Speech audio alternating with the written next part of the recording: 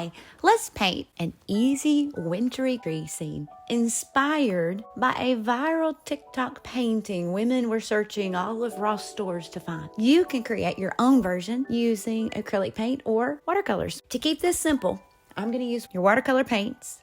I'm using a liquid watercolor and a small paintbrush. First, we need some background trees. Because they're in the background, I want them to be very faint, diluted compared to trees in the foreground.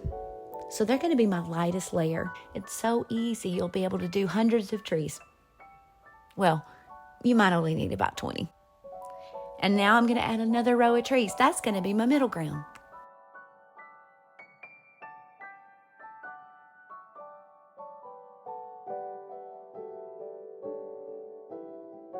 Do one more row of trees, maybe just 2 or 3 trees. And these are going to be your foreground trees.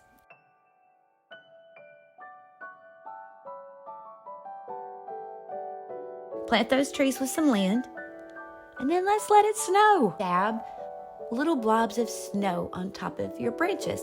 Now, and that's it. A wintry tree snow scene.